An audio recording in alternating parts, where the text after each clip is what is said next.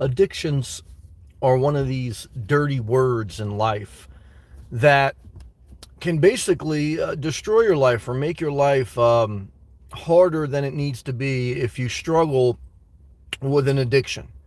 And I would say, as a human, you're going to struggle with some type of an addiction. You often think of a crackhead when you hear the word addiction. But there's cigarette addictions, there's sex addictions, there's gambling addictions, there's relationship addictions. Good to see Andre. And at some point, at some level, you will probably experience something that you struggle to break free from and control or get over. And the first step is looking at your family history and looking at how those closest to you, you were born from, what's their recurring pattern. For me, my mother was addicted to food. She struggles sometimes with that. And I guess I would start with that because, and then her family, like one of her sisters died from obesity. Now, her other sisters never went that far, but they all struggle with food. And as my mom gets older, it gets tougher. But I learned a lot that my mom knows better to eat certain food, but sometimes she just can't help herself mentally, not mentally strong enough. So you can know something is bad for you, but still do it. Some of it may be just pure mental strength. Some of it may be bad time management. Time management, keeping busy, will keep you away from a lot of addictions, because a lot of addictions come through boredom, through idle time, through lack of time management, through laziness. Laziness will destroy your life like anything else. You got too much time on your hands, you're going to do some destructive things. Andre says, guess what? Today I worked 15 hours and made a ton of money. $810. Love it. That's awesome. Congratulations, Andre. Twista, great to see you. On my father's side, I don't think he was ever addicted to anything major, but he definitely had beer and wine every night. Maybe not to the point of being a raging alcoholic or nothing like that, but he definitely had beer and wine. Cigarettes. He was addicted to cigarettes. I think he broke cigarettes when he had got to a certain age. He had basically, the doctor told him, you're getting spots on your lungs, and he decided to quit cigarettes. So now my siblings, because you're just working around your family, you're trying to see how people, my siblings, they struggle with their own addictions. I don't want to get into their business, but I would say, their struggle is evident. So I could look and say, in my immediate family, I am the only one that's probably not seriously addicted to anything. Now, again, I've been addicted to cigarettes. Gambling, not per se, but I would definitely say I was definitely doing too many risky investments at a certain point. And I've been on the edge of obesity and, again, cigarettes. Again, not crack, not anything major. And I've been in a relationship where I felt I was addicted to being with that person. So I felt the pain of addiction. Everyone has their own story. Some people may be addicted to crack, some heroin, some prescription pills. Look, you take the pick. But I remember a crackhead telling me it's harder to beat cigarettes than cocaine. I remember going to a rehab for a family member. The doctor said, after 5 days of detox, you are physically not addicted to anything, because that's what happens in detox. The physical addiction flushes through your system. The addiction is mental, and it goes back to mental toughness.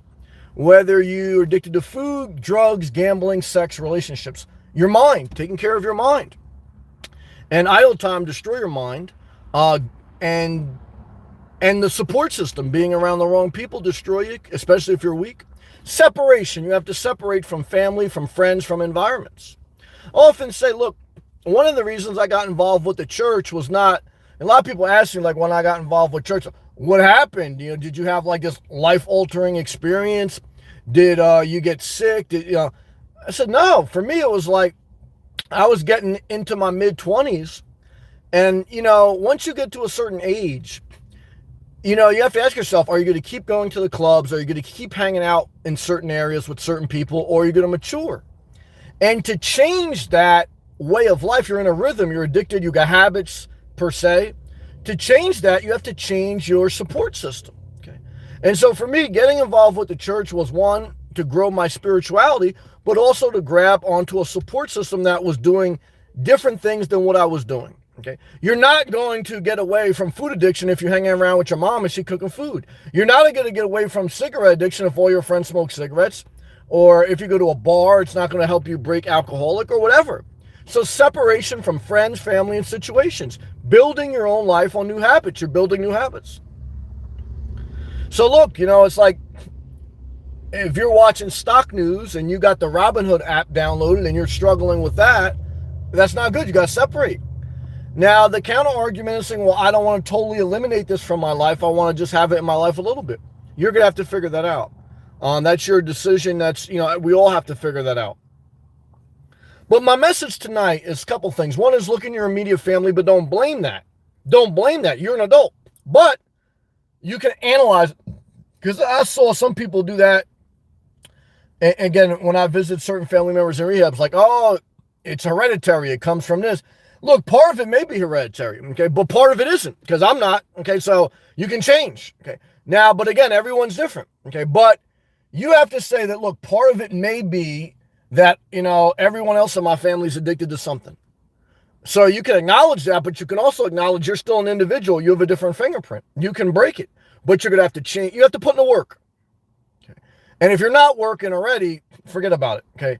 Because I've met people that say, well, I can't work because if I get stressed out, I'm going to do drugs. So you know what they did? They got disability. They still did drugs. They still hang out with drug addicts, and their life went even darker down a hole. Okay, so that's not the answer either. But that's all right. Do what you want. So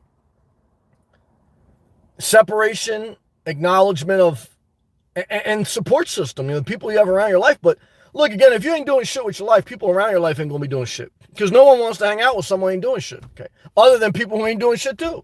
So who do you try to save? Someone doing worse than you so you can feel good about yourself. I've seen that. I've seen family members addicted to certain things. They find someone addicted to worse. They can say, oh, they're the bad one. I'm the good one. Nope, don't do that. That's a game. Are you trying to break the addiction? You're trying to play the game. So, look, I don't judge anyone addicted to anything. But I tell you this, as I can say, the only one of my family members not addicted to anything, I'm not better than anyone. But I know how hard it is.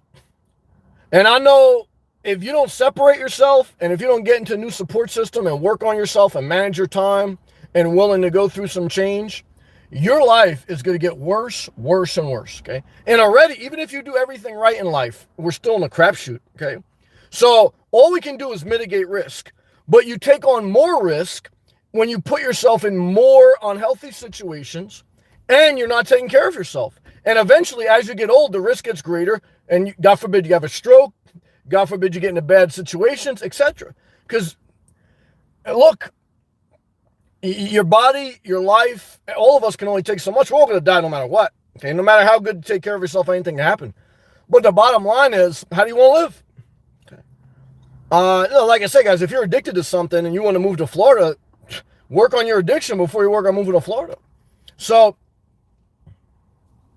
I don't know. I want to make this message tonight. It's a very important message for me. Okay, because again, reflecting on my own life growing up, which I'm very thankful. I think overall I lived a great life, great family, great opportunities. Everything has good and bad. And I don't make this to put myself on a pedestal, but I have to share my testimony. Thank you very much, Woohoo, from Canada, 279. Minimalism has helped me with my video game addiction. That's a great one. Video game addiction. Thank you for sharing. Look, minimalism and living below your means frees up more capacity so you can focus more on your passion, okay, and allocate your time to healthier things. Minimalism is not meant so you can live in Miami in your car and not work. I had someone message me the other day. They say, yeah, I got kicked out of my car. I wasn't working. Now I applied to all these jobs. And they're like, oh, yeah, I applied. Guys, who cares if you applied? You should be door dashing, following up. And you got a serious problem if you waited till you got kicked out to get a job. So, and then they were telling me I spend too much money on food. I'm like, bro, take it easy. So, but the whole reason minimalism and living below your means, it's not to live in poverty. Don't go see Bob Wells if you want to live in your car. That's why he's wrong. Go see a social worker. Because unless you're doing it because you want to, if you got drugs or if you have a lazy brain where you can't motivate yourself to work, then you have a mental problem and you need to go see a social worker. You don't need a minivan. You don't need a school bus. You need a social worker. Bob Wells doesn't tell you that. He leads you astray. Who cares if he builds you a minivan? If you don't have the mental capacity, okay, as a young or middle-aged person, to be able to do for yourself, work, take care of yourself. If you need someone to build you a van, you need a social worker. You need food stamps. You need subsidies. You know, a minivan only will take you so far. You know, and that's what he doesn't understand, okay? And so I totally disagree with that. But back to woohoo, and then we're going to go all live comments here. Any practice of minimalism, simplicity, living below your means, it's not meant so you can go to the Philippines and fuck chicks. It's not meant so you can go to the Dominican Republic and bang prostitutes. It's meant so that you can work on your life. Okay. And I don't want to be friends with people who are addicted, okay, to young girls or whatever girls, and they're going to these countries to do it. It's a disgrace. It's a fucking disgrace. And I separate from them on YouTube the same way I separate from friends, family, whatever, because it's totally unhealthy to go to another country to fulfill your sexual needs or addiction, okay, is totally unhealthy, okay? Minimalism, living below your means, whether you be a nomad or not, is for your best life, not to fill your addiction, whether it's gambling, day trading, or whatever. You know, I monitor my risky investments, and sometimes I take a complete step back, okay? Because for me, I'm not living minimalism, okay, so I can ride the market. I'm living minimalism to stay flexible, to free up capacity, and to be strategic if I buy property again, okay? Not to just fucking, you know, whatever. So, more self-care. If you're totally in doubt, go to the gym for a second time. Because if you don't have a home, you're not cleaning, you don't go to a gym for a second time. Go for a walk. Now, look, are you going to be as chiseled as you were when you were 25? No. But it's about your health, your well-being. Boredom, lack of time management is addiction zone. The message tonight, everyone at some level will struggle with addiction. In some capacity. Gaming addiction, having babies, you're addicted to babies. Even though they said the birth rate in America is the lowest it's ever been. And I think that's a good thing. How are we going to grow as a country? Immigration. In 20 years, America will be begging immigrants to come here. Why? Because the baby boomers will be totally dying out. Not enough people take care of them. Not enough people in the workforce. Come on, immigration. It's the only way we grow and survive. It's ironic, isn't it? So, what I want to tell you tonight is you have to separate from family, friends, or roommates. You have to be able to manage your time and your day. And if you can't, you need to get into a support group. And if you're unwilling to do that, no one can help you. And you will spiral down, and you have the right to spiral down. But my life and my channel is not meant for spiraling down. It's not meant to kick people spiraling down, but it's to say, look, you want to spiral down, that's your choice. I'm trying to do what I can. I don't judge you because I recognize we're all different. Okay. But I'm not telling you right now, here, go live on $350 a month, go do drugs, go do this. That's not my life. Okay. So you have to define your own life. You'll have to define your own channel. You'll have to define how you live and, you know, who you spend time with and what's important to you. And how you can get through each day. Even though I'm analyzing, and I have a right to analyze, okay, because that's how you improve your life. You got to fucking pay attention. I don't, as far as final judgment, that's for God, and I hope we all get grace, okay? Because a lot of people that were addicted to things helped me, okay? In the church, and my family, etc. My mom. So, and again, we all have imperfections, including me. So, it's not a message of arrogance. It's a message of awareness. And hopefully, this message helped you in some way. If it did, click the thumbs up, click the blue join button. I'm going to take all live comments now. Thank you again, Woohoo from Canada. Forgive me for saying the name wrong. I'm going to roll down my windows. I've been in here 15 minutes. Okay. Take a hydration break.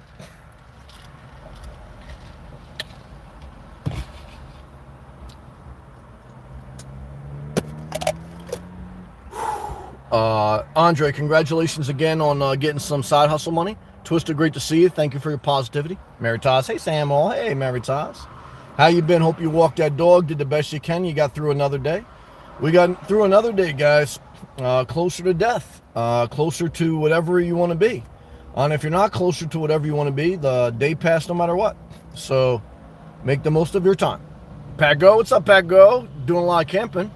He goes, when I was a kid in the 1970s, that's the last time major inflation, I loved the Beatles. That was the hippie movement. And fantasized I was related to George Harrison.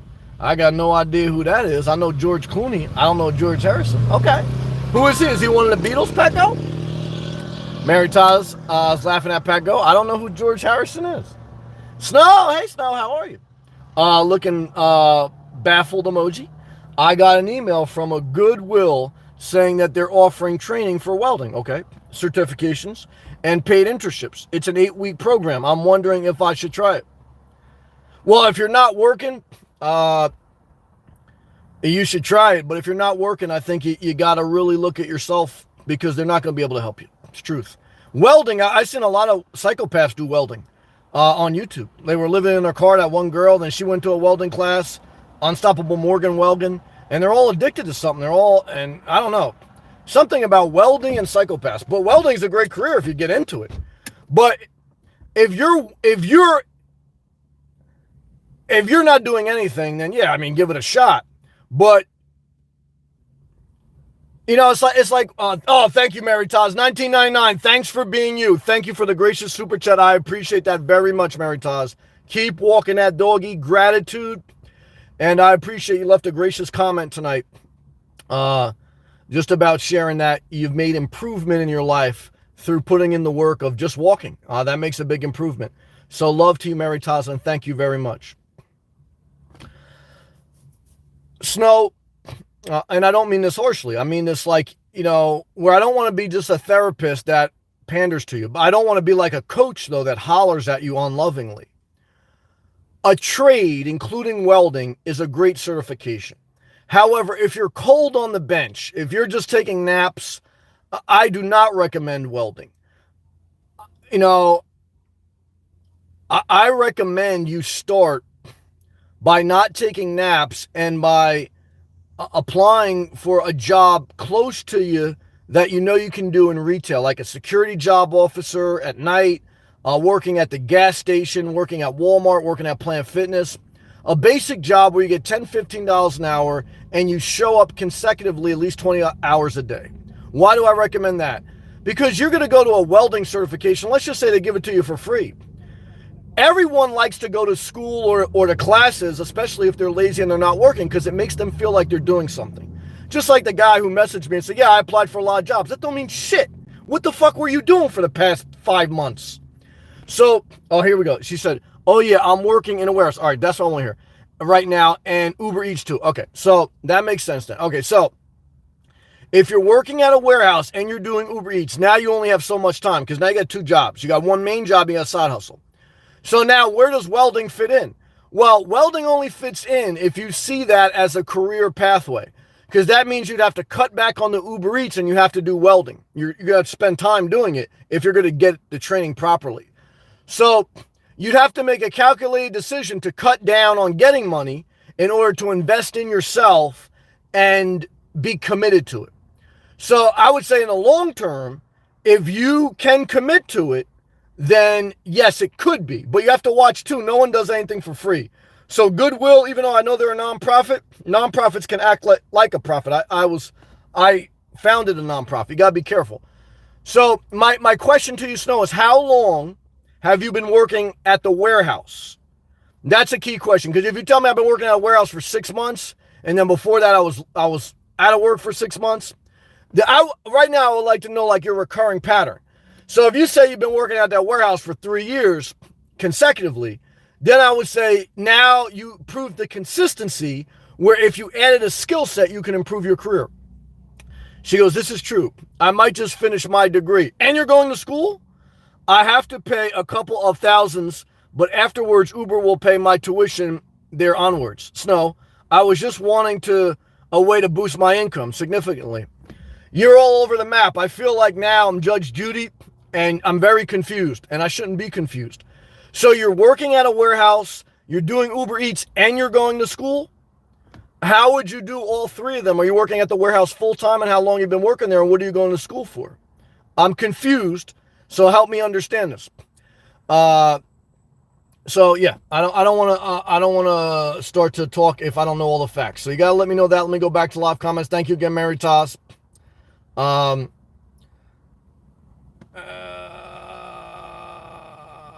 Toss.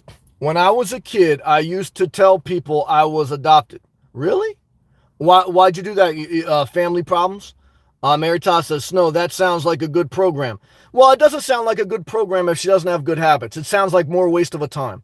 She'll wake up 10, 15 years from now and she'll be going in a circle. What you need to do in the beginning of your life is build up consistency. If she's been working at that warehouse for 3 years and showing up consistently, then adding a trade would improve her workforce value.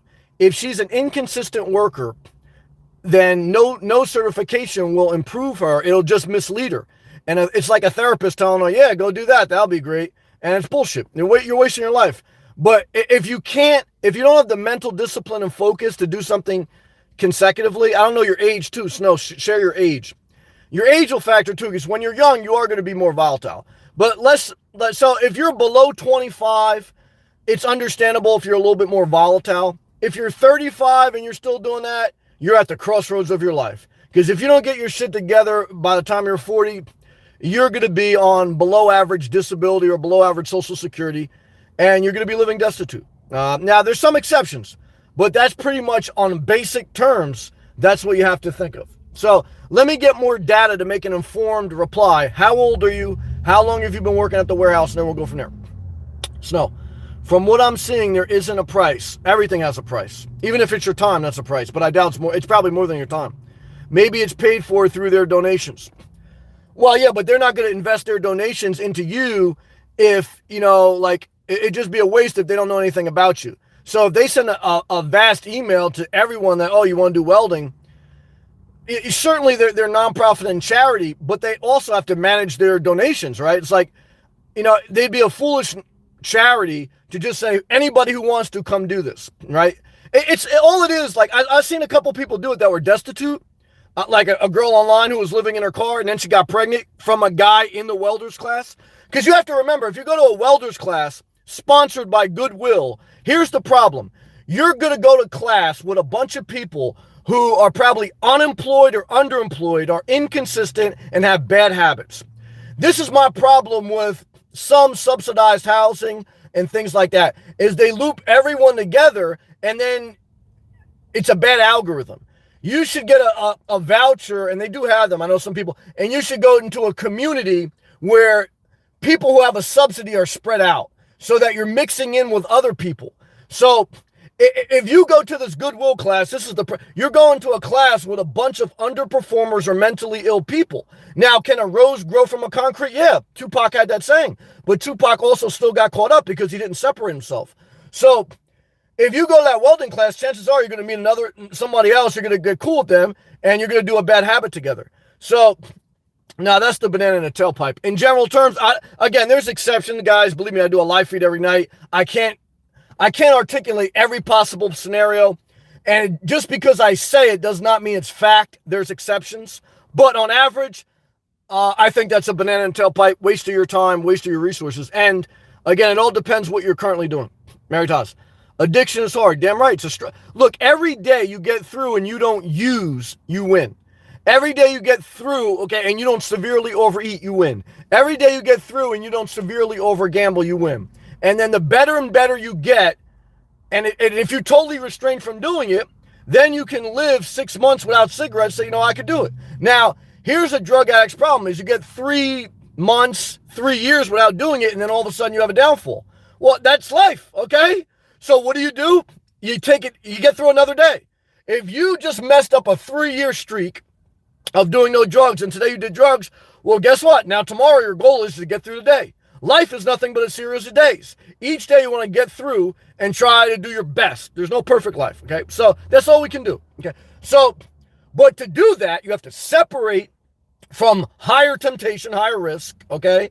And you got to be around a support system, and you got to manage your time to give you the best shot, okay? That's the bottom line. Good job. Mary Toss, Snow, cool. Woo, thank you again. Shout out to Canada. And thank you. Yeah, gaming addiction is real. You know, I had a couple of gamers. Look, it's a real, I like video games. I think they were helpful to me. They were my first interface with technology. But again, it's like they're good when you're in your teens and 20s, but you also have to go outside. You also have to be in the workforce. You also have to develop yourself in other ways. It's a good stress reliever, but it becomes a stress inducer. Like before you know it, you're slamming the game control and shit because it's getting your blood pressure higher than you're actually enjoying it. And before you know it, you're slamming your Robinhood app. Before you know it, you're beating your own head. So you have to be honest about your trading, your gaming, your life. If you see a recurring pattern that whatever you're doing is causing you more harm than good, then you have to separate from it and reevaluate your priorities. Key Smith, shout out to Oklahoma. South Beach Sam, that's what they call me. Well, that's what you call me. Shout out to you, Key Smith. Thank you for all your comments. Like you said, when I was in New Jersey, I was blocking like the combo. But like I say, I can still block that ball because I block a lot of people. But I appreciate you. Thank you for all your positive comments. I'm sweating. I know I'm talking loud and fast, but I feel like the shot clocks are ticking. Okay, and I'm a little bit fired up. So thank you for your graciousness, Key Smith. Appreciate you. Shout out to Oklahoma. Snow.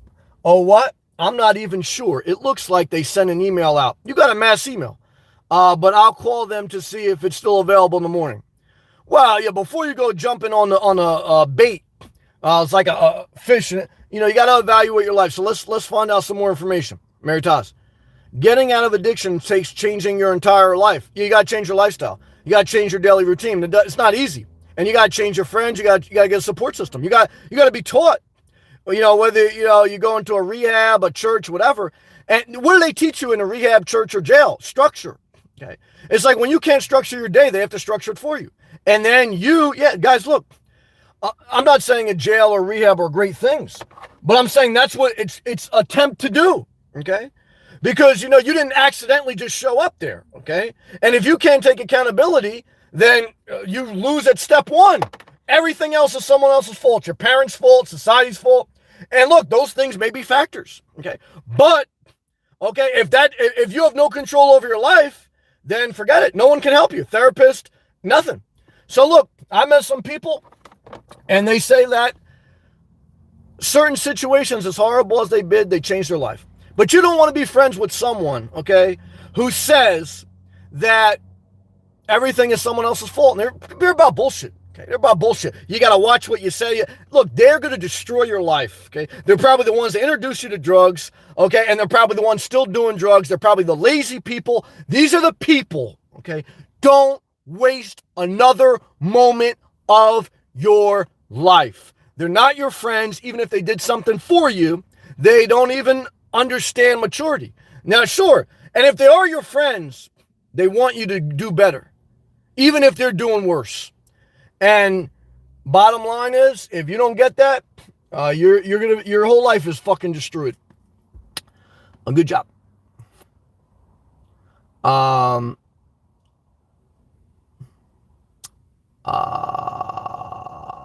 Twister, Sam. I've had a colorful history with marijuana. And marijuana makes you, it's a downer. Okay. Now I know some people may have high anxiety, or some people have mental problems. And so for their mental problems, and they take marijuana. I haven't seen it help anyone. I haven't. Some people say it helps me. And no disrespect, it may. But I don't see anybody. I don't see how marijuana is going to help you make another DoorDash delivery. I don't see how marijuana is going to help you go for a walk. What I see marijuana doing is subsidizing the fact that you slept all day, you didn't do anything, you got all this anxiety, all this hypertension because you didn't structure your day, okay, which rehab and all these other things teach you. And so now you need something to put you to sleep. It's a fucking sedative, in my opinion. Now, again, if you got stage 5 cancer, if you got some underlying condition, and weed may help subsidize some of that, fine. But for most people, it's like the movie Friday. You're smoking weed because you got laid off. You were stealing boxes. You say you weren't stealing boxes, but it's a fucking shit show. Years ago, I thought I needed it to survive, yep, and being happy. However, over time, I realized it was, hurting me more than helping. That's the key thing. That's what any addiction. If it's hurting you more than helping, shit can it. Thank God I gained control. Thumbs up to you. Adam, what's up, man? Good evening, Sam, and everyone else. Great to see you, Adam. Shout out to Michigan. Paco. As a kid, I also had a crush on Shaggy. Oh, the cartoon I remember with the doggy. In the 1970s, they had a Class B van. Saturday morning TV, Scooby-Doo. I remember that. Shout out to you, Paco. Meritas.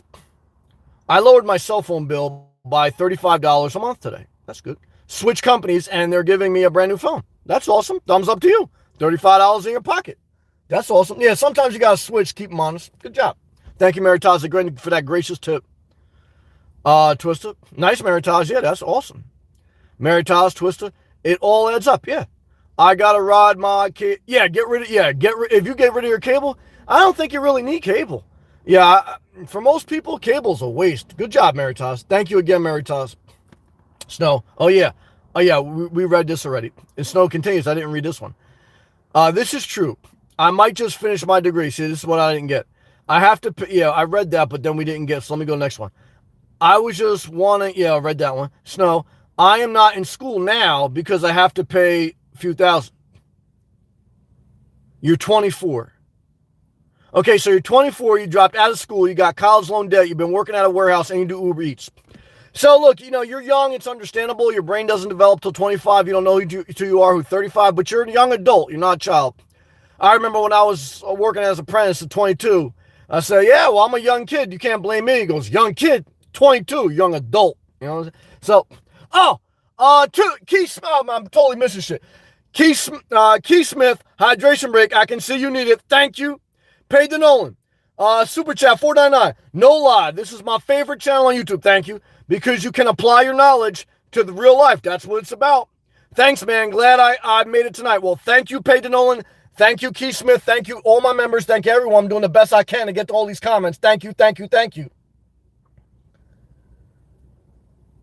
So, look, back to Snow. She's 24, or he, forgive me, I think it's she.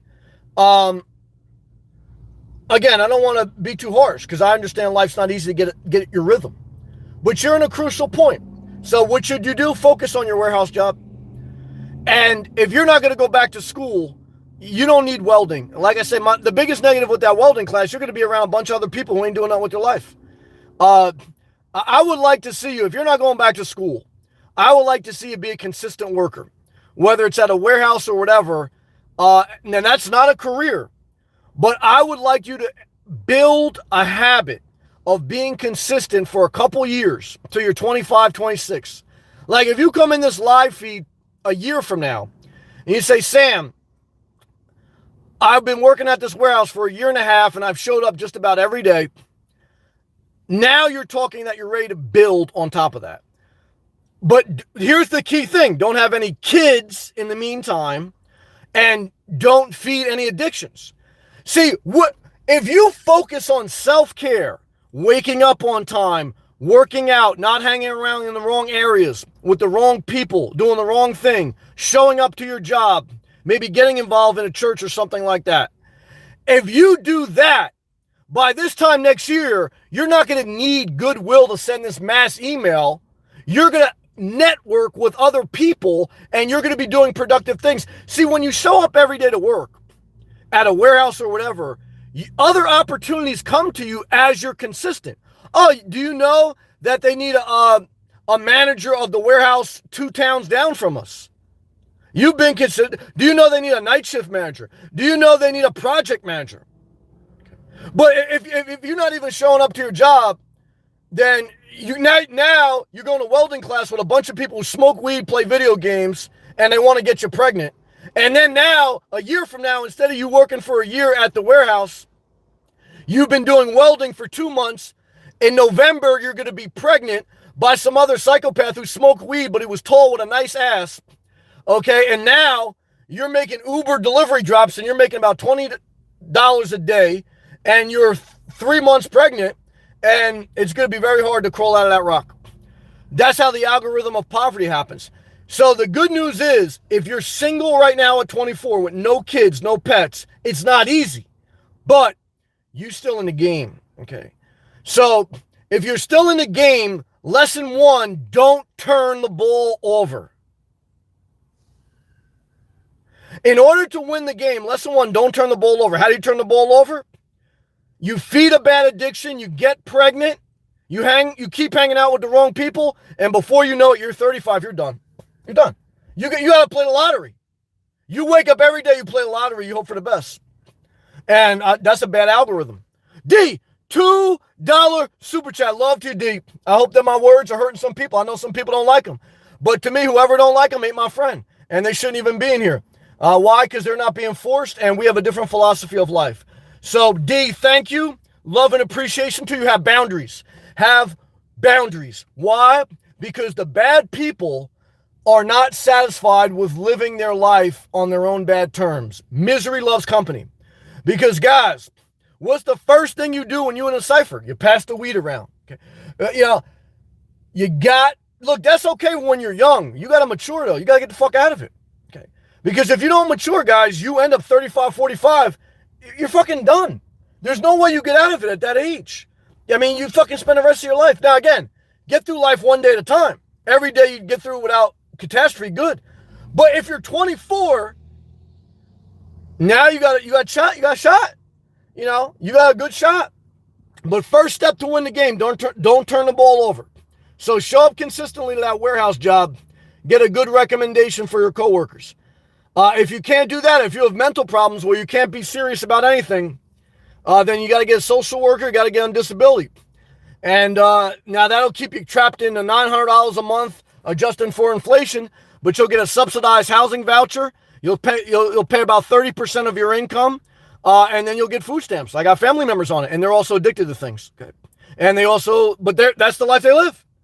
It's a total disaster. I don't want to live that life. I can't be around it because it makes me have a mental breakdown. But I have people in my immediate family. Okay. They never held a job. They were a stripper once. Okay. And they applied for disability a couple times. They got it. They basically get around $900 a month. They get a voucher for housing. So they pay a couple $100 a month, a percentage of their income, and they get food stamps. And they got some money in cash they hide from the government, which I'm not mad at. Everyone hides money. And that's it. They meander around, but they're all in this mental algorithm. They don't have mentally something there. And to be honest with you, always been like that a little bit, but it just got worse over time. So, again, I can't speak for everyone, but I can speak from my own testimony and what I've seen. $5 super chat. Christopher, forgive me for saying his name wrong. Santa Bean, first time seeing you. Thank you. And man, you speaking some truth. Thank you. Awesome advice. Well, thank you very much, Christopher, for that gracious tip. Thank you for your love and for your encouragement. Thank you. Thank you. I appreciate that. Thank you, everyone, again. I appreciate D, Woohoo, Mary Taz, Paige Nolan, Keith Smith. Thank you, all my members. Thank you, guys. All right, let me go back to these live comments. Thank you. Mary Taz says, yep, bad family addictions galore at home. Yeah, I mean, it's tough. And like I said, I share my testimony. I think overall, everyone looks at their childhood differently, man. Like for me, I was the youngest, so maybe that helped me too, because I was able to look at them and say, well, However, I know people who are the youngest and were the worst problem child.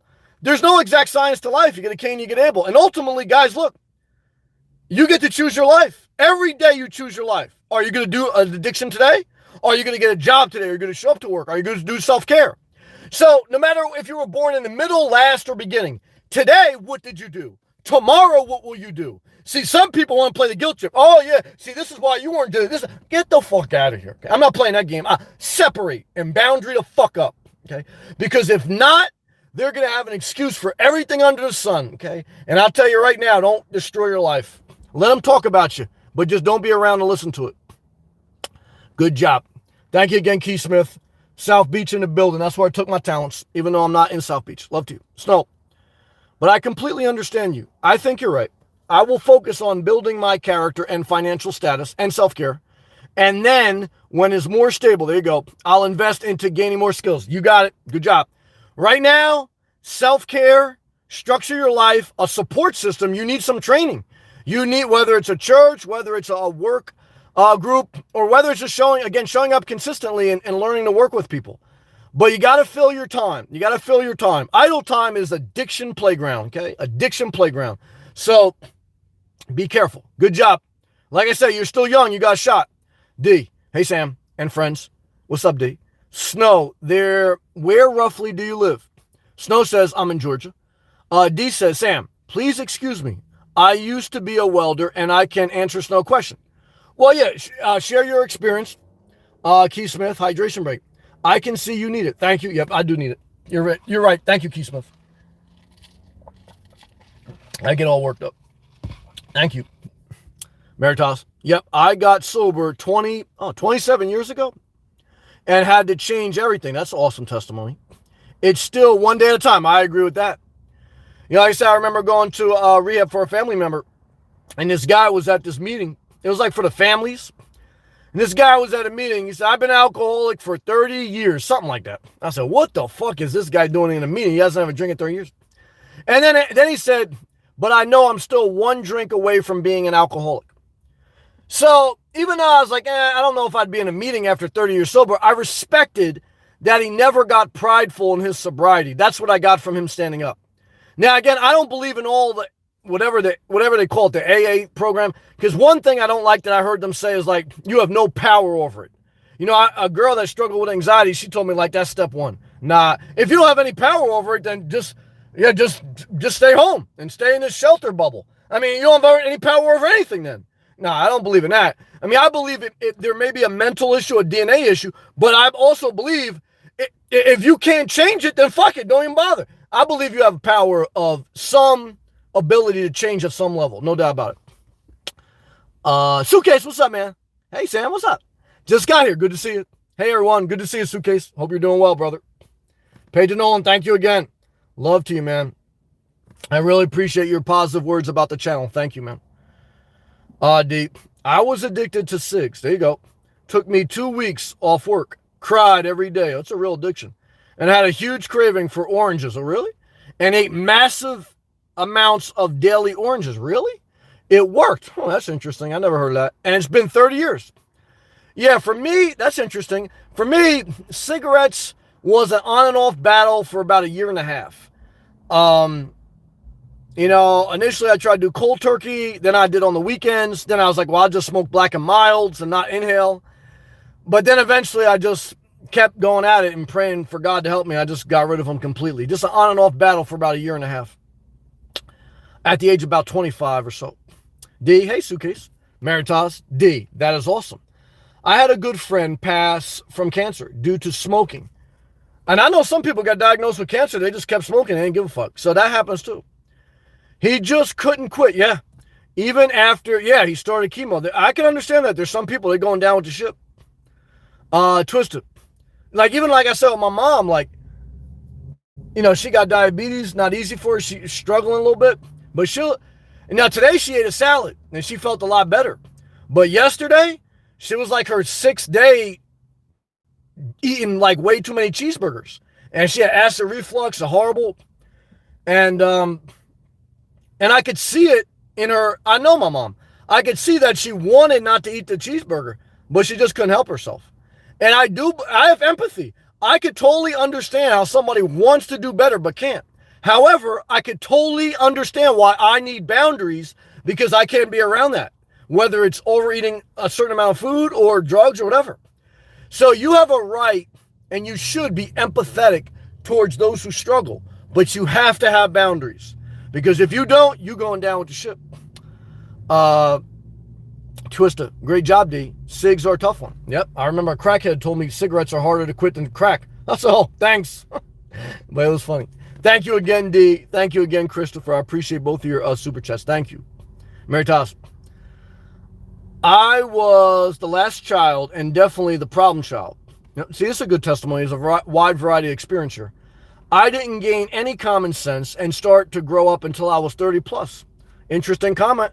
Meritas says, by changing your life and having a good support system, it makes those one day at a time much easier. I totally agree. Look, like around 25, I mean, I was always working because to me, having a job, I always wanted my independence. So as early as I could, I worked. So, but I was also still, not doing, I was never terribly bad, but still probably put myself in situations that could have went either way. And as I got into my mid-20s, I said, Sam, now, you got to start to get out of certain situations and hanging around certain things. And because it's just, it could totally destroy your life. So for me, again, getting into church was a two-part thing. One is I had a yearning for understanding a higher level of spirituality. And two is I looked at it as a support system, a new group of friends that does more positive things than going to a strip club or hanging out or what.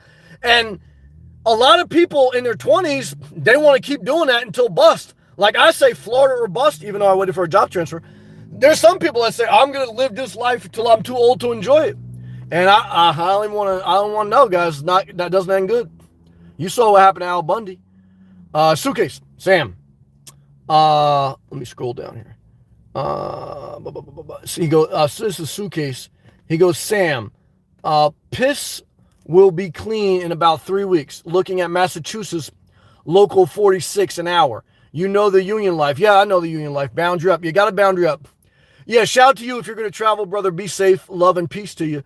Yeah, look, I remember when I first got into the union, one of my first jobs, I was still smoking weed.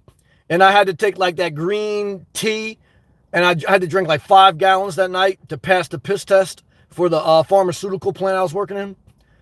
And that was one of the turning points too. I remember I was throwing up because I had to drink so much of this tea to flush my system. And I said, after this, I said, Sam, if I test positive for this for marijuana, now I'd probably still get another job, but I was like, you're starting this negative algorithm.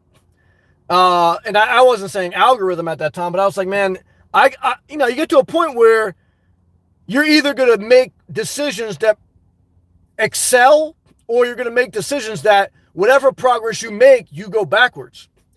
So I was saying to myself, man, I fail a piss test, or I get pulled over drunk, or I get caught up in this one spot doing whatever. I'm going backwards, and I have an opportunity to go forward. Now, by the grace of God and through some decisions, I basically said, I don't want to put myself in these positions anymore. So, got to be very careful. Love to you again, Suitcase. Twister. Best of luck to you, Suitcase. I agree. All right, guys and girls. I think we had a good live chat. I tried to do the best I can. I know it's probably very loud and very intense. But I get worked up, so forgive me. I don't mean to be hollering at anyone. I know sometimes it comes across like that. Thank you again to all my members. Thank you, Woohoo from Canada. Maritas, very gracious tip, Maritas. Thank you very much. I'm very proud of you for all you're doing with your life. Keith Smith, twice. Thank you, Peyton Nolan, D, and Christopher. Thank you all. Also, my members, Andre, Twister, Pat Go.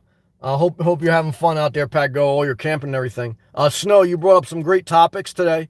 Hopefully the conversation helped you, didn't hurt you, because it was meant to edify you, not to tear you down. So hopefully you took it like that, and ultimately you make your own decisions. It's your life. You're a young adult. At 24, you're not a full-fledged, like, mature adult, because, again, your brain doesn't fully develop till 25. You don't know who you are till 35. But how do most people fuck up their life? By the time they're 35, they got 2 kids. Either they don't have a career, or they got a career, but they're still living paycheck to paycheck because they got kids and debt. So if you're 24 with no kids, I know you got some debt, but if you got your health, you got a shot. It's not easy. I think you need to get into a support group. I can't tell you anything I didn't do. Again, whether it's church but you got to just show up to your job as best you can. You got to start to manage your day. Stay away from toxic things. And you got to, if you fall, you got to get back up. You're at a crossroads. I empathize because I could still relate. Even though I'm 41 now, I could still relate to how hard it is at 24. Because you're still trying to figure out this world. So I know it's easy for a 41-year-old person who's been through it to say, just do this, do that, do this.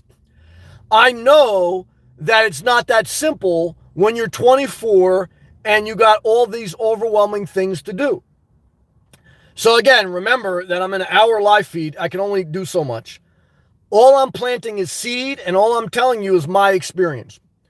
Ultimately, like every 24-year-old, like I did when I was 24, you got to use Google as a research mechanism, not a gossip mechanism. You got to use your time, okay, in developing yourself rather than destroying yourself. You got to use your adult decisions. When you were a kid, the good part is you had no responsibility, okay? The bad part is you couldn't call your own shots. At the age of 24, you get to start to call your own shots. And you get to decide, are you going to hang out with the same people that you hung out when you were 14? And I had some great friends, guys. Some of my friends were awesome. Their family, awesome. So there was a certain part of my life, it wasn't me saying these people are bad. I was saying I need to go on a journey for me. Okay.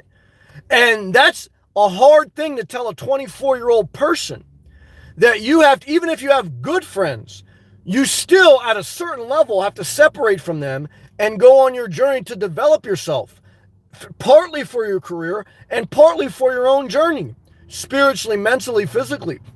And, but like everything, you take it one day at a time. Thank you again, Mary Taz D. Adam, great to see you again, Adam. I know we haven't shared much, but I appreciate you coming in. I'm praying for you and your family and in your bushcraft. And I love you, brother. Appreciate your positivity.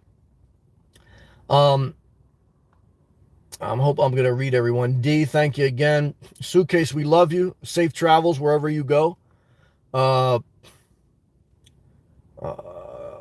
Twista, Mary Taz. I think I read everyone's. I hope I acknowledged everyone. Thank you again, everyone. Again, hopefully the video helps, man. And I know it does, because what should you do? One is you just focus on your life experience, your testimony.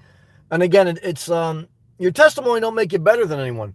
I failed enough in life to have empathy. And again, one thing I thank God seeing with my mom is I've seen the mind of someone who struggles to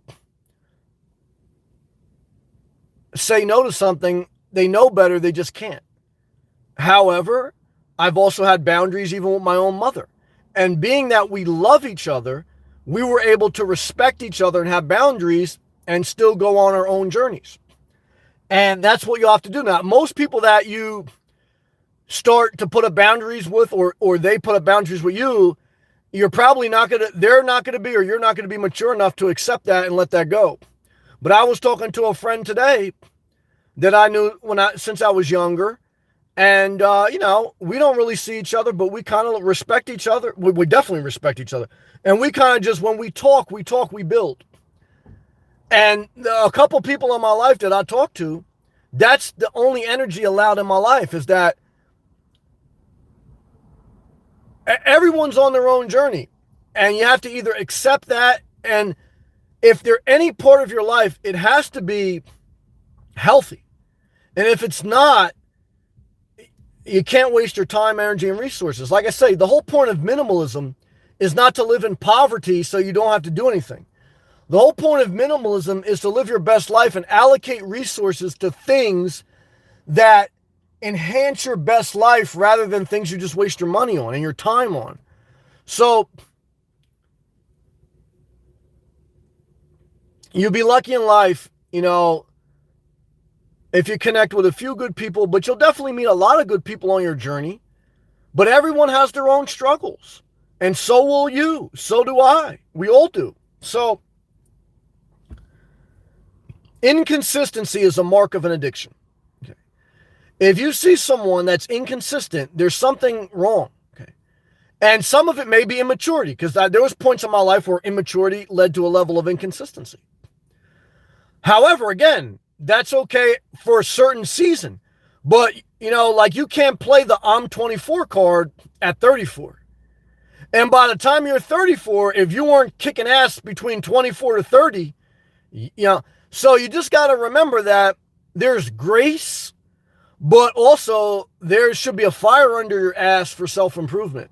Because in my experience in life, I think everyone understands we're all human. No one is better than anyone. It doesn't matter if you do drugs every day, or if you gamble every day, or if you at the end of the day, no one is necessarily better than anyone. However, in order for you to figure out the best you can be, you have to evaluate everyone and see, as an adult, who belongs in your life, what is your priorities, what are your boundaries, and you get to make that decision. That's the best part about being an adult. Now, most people miss out on the best part of their adult. Here's a bonus, guys. This is a good thing for people who hung around this long. The good thing about being an adult is that you get to call the shots. However, when you don't do the adulting, when you don't build your career, show up to work, take care of yourself, self-care, hang out with the right people, you're going to have to live with someone else. So now you're not an adult. You're living in a shared apartment. You're living with family. You're living with a drug addict. You don't call the shots. When you're not taking care of yourself, and if you have the opportunity to, someone else got to take care of you, physically, mentally, emotionally. So, being an adult is not always easy or fun. However, the best part about it is, if you do the adulting, you get to be the adult. But if you don't do the adulting, you get to be a child your entire life. And again, I do empathize. There's some people that have mental problems or physical, but even if you do, I know some of my family never worked a regular job other than was a stripper. And they were able to get disability. They live in poverty. They live in a trap house hotel. They get food stamps, but they live. And they live on their own. Okay. So, if that's your case, then go get what you need. If you had no other choice, go do what you got to do. Now, they're still nasty, but I think it's part of their nastiness is their mental problems. I don't want to be around it. Okay. And then, that's what I tell you guys. If you ever see them, it's like a welding class. If you ever go and visit your family member that may be in this predicament in a voucher hotel with a bunch of other people, it's like the welding class. Here's a bunch of people not working. They all got some drug or mental problem. It's a fucking shit show. That's what that welding class is going to be, okay? So, now, will some people use that as an opportunity? 1%? 10% maybe? So, I still think it's a high-risk, low-reward environment. So, because I think at that age, you got to be very careful who you put yourself around, man. And if you put yourself in an environment where people got an email and they just, it's like, be careful, man. Be careful. Because most people see resistance and they back away. And the path of least resistance sometimes is the bottom. Okay. Because, it's like someone doesn't want to put any demand on themselves, physically, mentally, emotionally. You know what they do? They do nothing. And then you know what they do? They look, let me go do this to boost up. It doesn't work like that. Doesn't work like that. So, hopefully these words help you. That's all I can say. I'm trying to express as much as I can. I got to read back to live comments. I guess I missed some. Forgive me, guys. Twisted, $2 super chat. Inspirational Nomad. A day keeps the demons away. Well, I appreciate that gracious comment. Like I say, each day you get through without destructive behavior, gambling, drugs, or whatever, it's a win. And if you did do the thing, then you got to pick yourself up and live to fight another day. Thank you very much. I'm trying the best I can. Thank you for that gracious tip. I missed a few. Keith Smith. Also super chatted. Ever miss a woman's touch? No, I mean, look, I'm very grateful that I've had the experience of dating, and I can say that I've been in love, and it was a respectful thing. I still look at that as fond memory. I can say that I'm grateful I never had kids, for me. And I'm grateful I had a woman's touch, because I respect women, and I think they make you a better man if you take accountability for the fact that I knew, even with the people that I, were some tough relationships, I knew who I was getting involved with, even at a young age. So,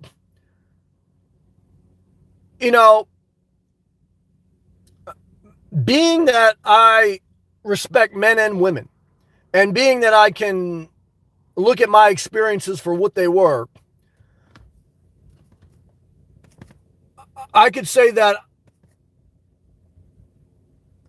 I still get inspired by seeing a beautiful woman and flirting, and I still look at the memories of a good experience. But I also look at my life and say, I just was not built as the long-term relationship guy, or sometimes even not even the short-term. And a lot of times relationships just brought me down, not lifted me up. And it's not their fault. I think it's just who I am. I'm not saying, look, would I ever meet a girl and be a companion? I doubt it. I really do, because for me, but, I masturbate every day. So obviously I yearn for a woman. But I yearn for them. But after I masturbate, I thank God I'm not with them. And I don't say that out of disrespect. That's my honest opinion. Because again, I treat women with the same respect I treat men. I think they're just as valuable. And there's good and bad men. There's good and bad women.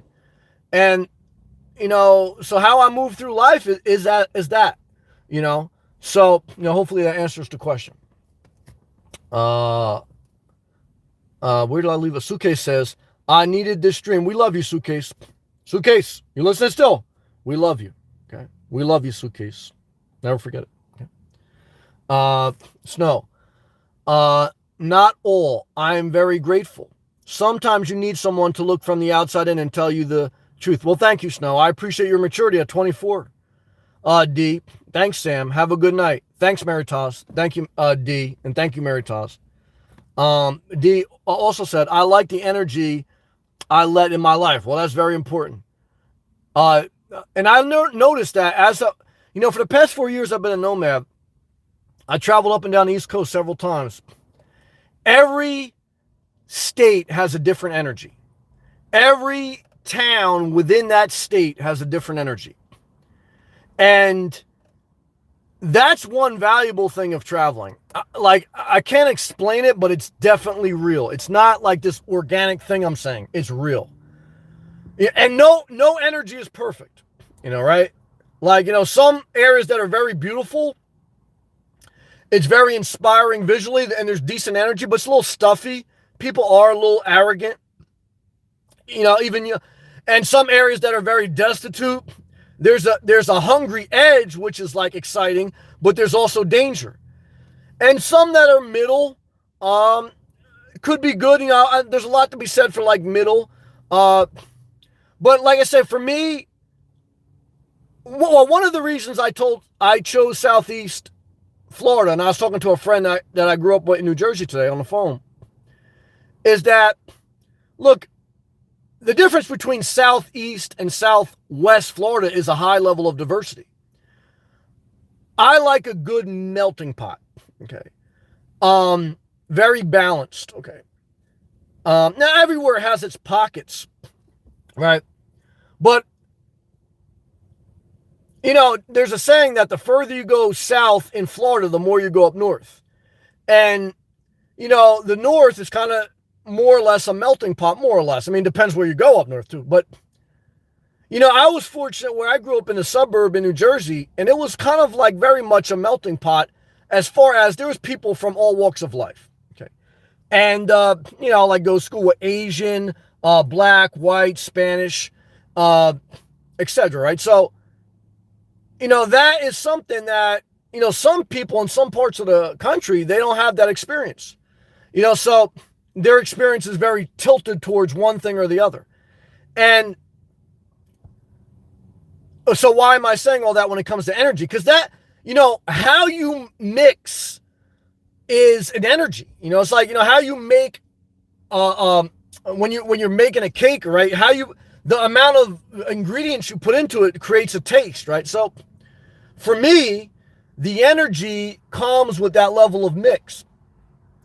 Obviously safety in a nice area, but not too stuffy, but not too dangerous. It's that mix, and so I'm saying all that to say one of the things I often say on my channel is positioning yourself with climate, culture, and environment is part of what keeps you away from addiction.